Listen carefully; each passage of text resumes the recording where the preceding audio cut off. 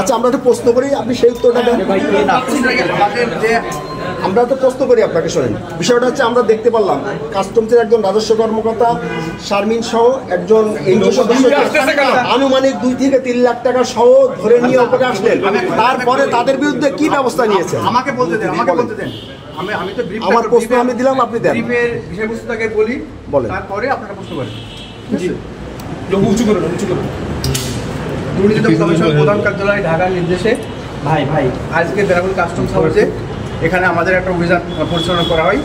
এই অভিযানে আমাদের একটা টিম গঠন করা হয়। টিমের আমাদের কার্যক্রমের অংশ হিসাবে আমরা গোপন সংবাদের ভিত্তিতে জানতে পাই যে বেনাপোল কাস্টমস হাউসের এই যে আপনার হচ্ছে হাসিবুর রহমান এখানে যে আপনার হচ্ছে যে রাজস্ব কর্মকর্তা শামিমা খাতুন, শামিমা আক্তার, ওনার সাথে উনি হচ্ছে যে ওনার অবৈধ লেনদেনের সহযোগিতা, উনি এই টাকা পয়সা নিয়ে আজকে উনি টাকা ওনাকে হস্তান্তর করবে। এই সংবাদ আমরা গোপন সংবাদের ভিত্তিতে এই সংবাদ পাওয়ার পরে আমরা তাকে রাইট টাইমে এই কাস্টমস হাউসের গেটের সামনে টাকা সহ তাকে হাতে গ্রেপ্তার করি, এই হাসিবুর রহমানকে, এবং তার কাছ থেকে আমরা 2,76,000 টাকা আমরা উদ্ধার করি।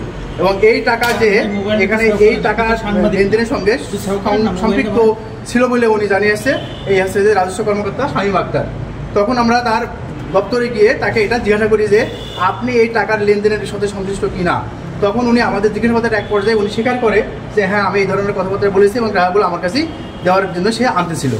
এই প্রেক্ষিতে আমরা এর পরবর্তীতে আমরা এখানকার যারা কর্মকর্তা ঊর্ধ্বতন কর্মকর্তা আছেন ওনাদের উপস্থিতিতে যেহেতু টাকাটা পাওয়া গেছে হাসিবুর রহমানের কাছে, সুতরাং আমরা তার কাছ থেকে এই টাকাটা আমরা জব্দ করেছি এবং তারা যে মোবাইলগুলো ব্যবহার করছে সেই মোবাইলগুলো আমরা জব্দ করেছি।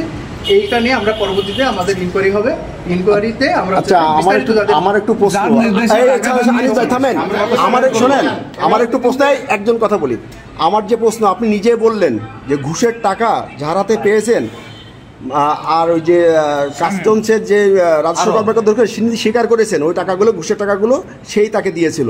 তাহলে এখানে তো অভিযোগ প্রমাণ হয়ে যাচ্ছে এই ঘুষ বাণিজ্যের সাথে কাস্টমসের রাজস্ব কর্মকর্তা জড়িত। তাহলে তাদেরকে কেন, তাহলে তার বিরুদ্ধে ব্যবস্থা নিলেন না কেন? যেহেতু স্বীকার করেছে, এখানে তো এনজিও সদস্য কতটুকু অপরাধ তাদের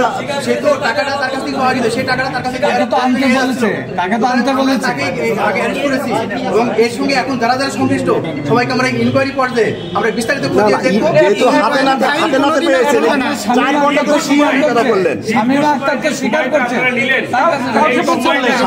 শামিমা আক্তার স্বীকার করার পরেও আপনি কেন ছেড়ে দিলেন? লেনদেনের ঘটনা ঘটেছে আপনাদের সাথে হয়েছে, অবৈধ লেনদেন অবশ্যই হয়েছে। আপনি কত টাকার বিনিময়ে দমনকে বিশ্বাস করি, দুর্নীতি দমনকে শ্রদ্ধা করি, দুর্নীতি দমনকে আমরা অনেক ভাবে দেশের বিভিন্ন স্তরে তাদের সম্মান আছে। আমরা এই ছোটখাটো একটা ব্যাপারটা নিয়ে আমরা আমাদের কাগজপত্র অনেক শেষ করা লাগছে। আপনি গণমাধ্যম কর্মীদের সাক্ষাৎকার দেওয়ার কথা বলে গোপনে একজন আসামিকে চলে যাওয়ার সহযোগিতা করেছেন। এটা দুর্নীতি দমনের জন্য একটা কলঙ্কজনক অধ্যায় সৃষ্টি করে গেলেন আপনারা। অবশ্যই অবশ্যই আসামি স্বীকার করার পরে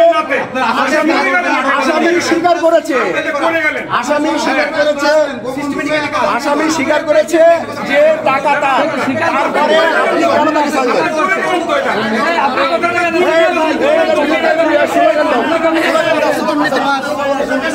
দুর্নীতিবাদ